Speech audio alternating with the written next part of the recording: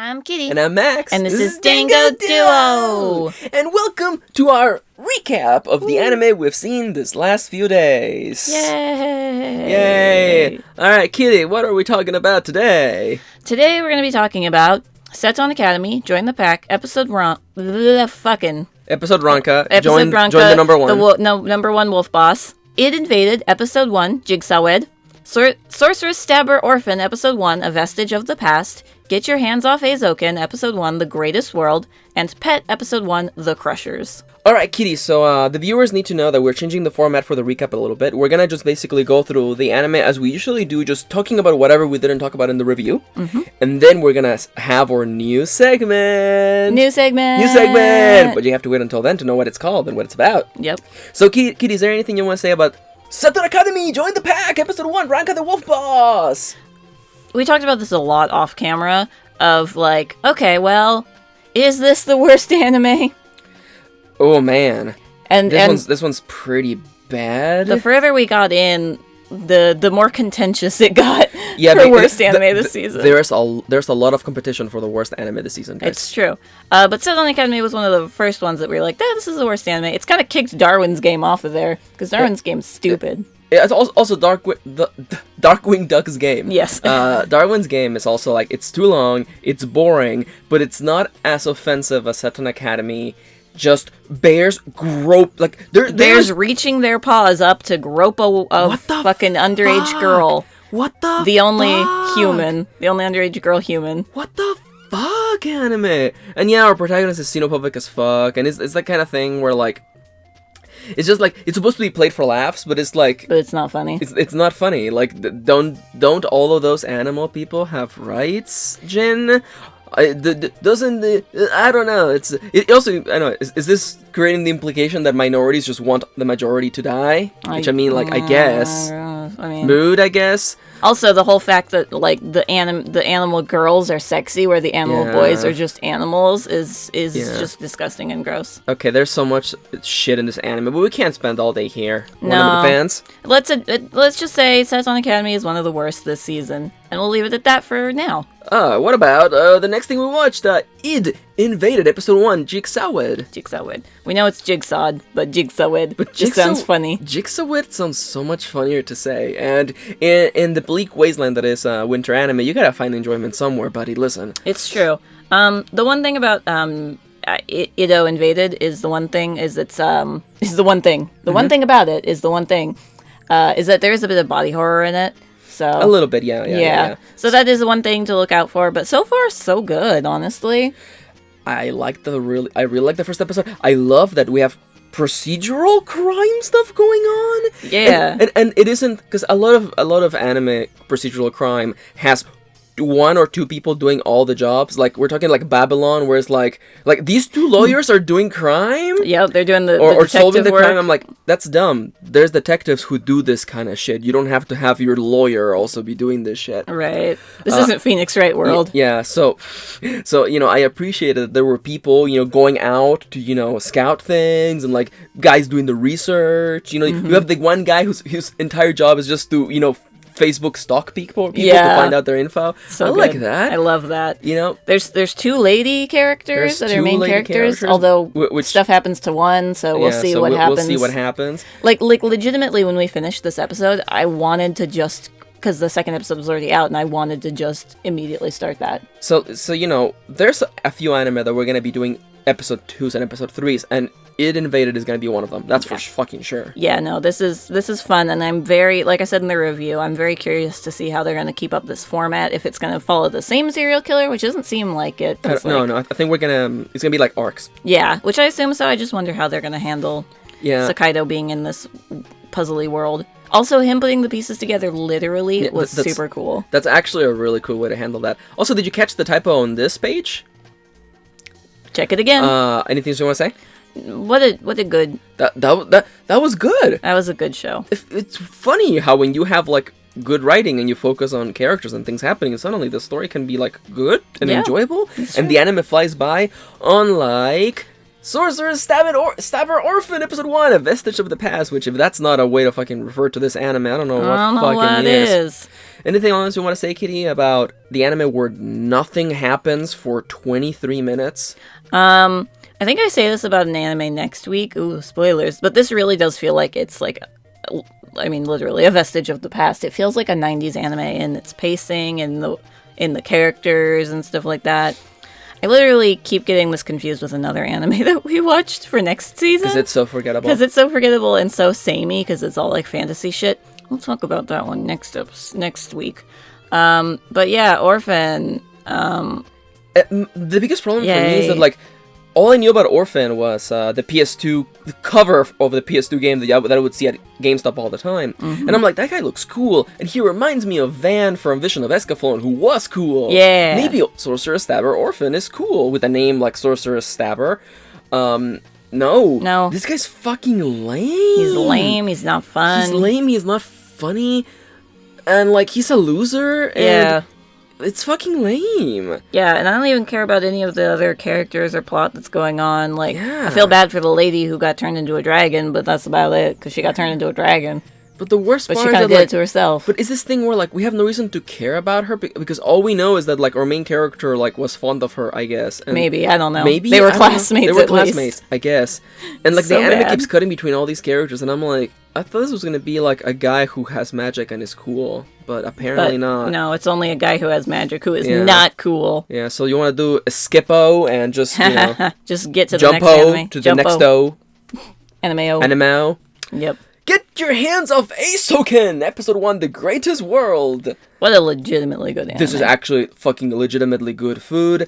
So good. I do have one slight concern, but it has nothing to do with this anime, so I didn't want to bring it up in the actual review. And I feel bad bringing it up now, but I just want to get it off my chest.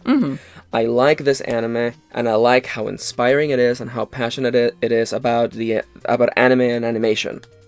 The only complaint I have is the same complaint I have about anime that kind of glorify a particular medium, and that it often ends up overlooking the really toxic parts of that medium. Animation is really infamous, just like video games, for crunch, for basically killing animators or working them to death, quite literally. Just so they can get another episode out. Yeah. And now, I don't expect this anime to tackle that reality, because this is an anime about that fantasy, about the ideal of creating, you know, the giving form to the unthinkable, to the shapeless ideas in our minds through the form of animation, and I like that, and I get that. And I like that they're, you know, the way that they frame it is these high school girls, so at least we don't have to talk about the horrible animation industry. The thing I appreciate that one third of the cast is dedicated to the whole idea of managing money, which I feel it's like a really, like, self-conscious statement from the creators. That's why I don't think it's that bad or that egregious. But it is worth. This is not a minor. This is not a minus. This is not a minus. It's just I can't be like, this anime is great and it's doing 100% what animation is like, because that's not the case. No. But there's other anime that I like that are about toxic environments, such as fucking Monthly Girls Nasaki-kun, which is about the manga industry. Yeah. And in fucking, what's Bleach's guy's name? Taito Kubo. Taito Kubo's famous quote that, you know, the manga industry eats artists and shits out manga, which is not untrue. Yeah. So I can still enjoy those things, you know, because they're an abstraction and a fantasy. Yeah, exactly. Much like all anime is a fantasy, but deep down in my heart. Yeah, it's hard to get completely comfortable. It's hard to get completely comfortable when you know that animators, you know, get worked to death. It would be like making an anime about, you know, I don't know, fucking, what's a very notorious video game company? What's the one that made Mortal Kombat? Oh my god, I don't know. It's like... No, there's so many bad companies to bring up. You could just bring up Riot BioWare, games. Riot, just bring up Riot Blizzard. Games. So, you know, it's the thing, it's like, you know, I'm working for a multi-billionaire mega corporation. And I get paid minimum wage. No, it's like making an anime but being a salaryman. Yeah. And I'm like, okay, come on. Can't, man. That being said, I'm telling you this, because deep in my heart, there's a little seedling of hope that maybe... They're not gonna full on talk about it, but they're gonna address the reality that anime and money are immediately interlinked. That's why there's a whole third of the cast is about managing money. Yeah. I'm hoping in my heart that there's gonna be a scene where Money Girl is like, all right, listen, we can't spend 20 days working on a single background, okay? Lower your vision, make it something smaller or more doable. And that amount, that severity in reality is something that I appreciate. Yeah. Because that is legitimately good advice. Narrow your scope a little.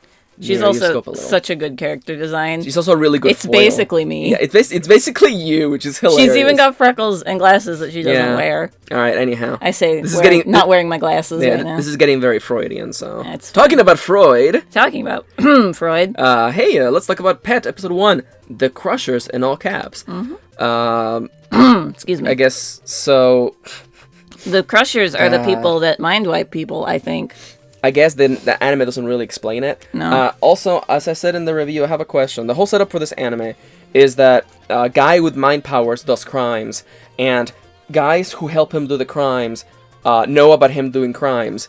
So he decides to position them in a way in which they are framed for crime so that they are taken out of the picture. This guy can also just has people who can mind wipe you. So why not just mind wipe the people you want to get rid of? Also, why would the Crushers work for him? Why wouldn't they just mind wipe him? Why wouldn't they just mind wipe the government? Why wouldn't they just take over the world if they can just mind wipe people and have them believe whatever the fuck you want them to? Sure. That's like the wet dream all cult leaders have, making people believe their stupid bullshit. Yeah, it's true. And that's the thing, where like the instant you start pulling out that little thread at the bottom of your sweater, the whole thing comes loose. Yeah. And more importantly, I'm sorry. No, I'm angry. No, go for it. This anime is about cool mind powers, and we see none of them, and we follow someone who has nothing to do with them. It's lame. It's boring. It's boring. And I don't even really feel comfortable giving this anime props for having I think, person of color. It's very vague. No. They're very light. His name was Kenji. His name was Kenji, but he had Brazilian flags everywhere and dreads. See. Here comes Max, fucking bitter and jaded. That's the Japanese animator saying, don't feel bad for him getting mind wiped because he's not you. He's Japanese. Another. He has dark skin, he has dreads, and there's Brazilian not flags that in the dark background. skin, ayo. He's not, yeah. But his name is Kenji. He's supposed to be Japanese, but it's just this. It's stacking the otherness. And I can't even give him credit for even trying because he's not even the main character. He's just the guy that we focus on this episode and then gets mind wiped. I love that the main character, who I assume is the kid that we see at the beginning, aged up, is in this episode for literally like 20 seconds. Yeah, I don't know. I think the main characters are the Crushers, and if so, I have so? no idea why we would focus on the kid. Also, let's not talk about the fact that it's like the mental illness thing and what I could see as kind of on the autistic spectrum as well. Yeah. Excuse me, watch. That's your phone being like, oh no, here hot takes. No, honestly, like it does that really gross thing where like it walks the line between like, see, he's mentally ill because he has these psychic powers. But don't worry, medication won't fix that, but changing the way that you think. And it also, like I can imagine that this show needing trigger warnings for the whole idea that, his mom, the kid's mom, his only family wants just to get rid of him because she can't stand having a mentally ill son. Mm-hmm. So I'm like, why does it have to be like this, anime? Yeah. Are we done? Oh, that's it. That's it. All right, so let's lighten up the mood with our brand new segment. Are you ready? All right. It's time for Tops and Bottoms. Tops and Bottoms. Tops and Bottoms. Tops and Bottoms. Tops and Bottoms. Tops and Bottoms. Tops and Bottoms. The top anime and the bottom anime that we have seen so far. We're doing 2 weeks in one for this week because we didn't do it for week 1. Because we just thought of this segment. Yeah. So the anime that we watched. This entire the anime that we're accounting for in this first episode of Tops and Bottoms is Darwin's Game, Asteroid in Love, Somali and the Forest Spirit, Magia Record, Puella Magica Side Story, Gaiden Sensetsu, Scepter Academy joined the pack, Id Invaded, Sorcerous, Stabber, Orphan, Get Your Hands Off Eizouken, and Pet. We're gonna give you the anime that we think are absolutely worth watching, also known as the tops, and the bottoms, the anime that you should steer clear the hell away from. Alright, for tops, I know none of you saw this coming, but for our tops we have Get Your Hands Off Eizouken. Magia Record, and It Invaded. Yeah, you could see that freaking coming, but we want to just like give them a pedestal to sit on because Jesus Christ, top shelf. A top shelf for them to sit on because Jesus Christ, those were good anime, and we are looking forward. We review anime. We have this channel, and we're looking forward to watch anime. Can you believe that? I can't believe it. I can't believe it myself. I can't believe it. I can't believe you've done this. Now, is it time for the bottom? Time for your bottom shelf. The bottom! Bottom of the barrel. Never touch any of this fucking trash. Leave it in the bottom where it belongs, next to the PS2 copy of Orphen. Seton Academy, Join the Pack, Darwin's Game, and Pet. And even Darwin's Game, I've become so much softer on seeing the shit that we've seen. But Darwin's Game has a lot of blood and gore, so I'm comfortable leaving it on the bottom. It's still it's not worth picking up. Certainly now, what not. about the stuff that's in the middle? The stuff that's in the middle, either A, we are unsure of, or B, is so boring and lame that it's definitely not even worth your time. It's not even worth putting on up top and the bottom. That right there, there's someone out there who's gonna be like, I want to see how terrible the train wreck is, so I'm gonna check out a bottom. Mm-hmm. All the ones in the middle, All the ones in the middle. I mean, Asteroid in Love is like towards the top of the middle, but even then. But even then, the gay baiting to me is like. Yeah, and I liked Somalia and the Forest Spirit, but I know. Yeah, I know that's just. And I want to make the distinction right now that like there is an ocean of difference between, like, not only the tops and the bottoms, but within the tops. Yeah. Because Magia Record is very good. It's very good. But I think there's an ocean of difference between Id Invaded and Magia Record. Yes, I think so. Like it's not that thing where like, an 8-star... No, an 8-star is 1 star better than a 7-star. I like to think of it as like, an 8-star is 10 times better than a 7-star, which is 10 times better than a 6-star. Mm-hmm. That's why, like, whatever gets the 10 stars, whatever gets the triple S ranking, really is the best out there. The cream of the crop. The cream of the crop. The cream of the top. And we could spend this whole video arguing about whether Eizouken is better than Magia Record. Yeah. Or It Invaded. And we won't. We won't, because we want to get on with more anime. Because we got week 3. We got week 3 to get through, and guess what? Anime is not stopping. Anime cannot stop. New videos are gonna come your way every single day. So for now, we want to thank you for watching. Thank you for tagging along. Remember to like and subscribe, and let us know whatever is your top and your bottoms of the season. Top and bottoms. Top and bottoms. Tops and bottoms. Tops and bottoms. Are we annoying you yet?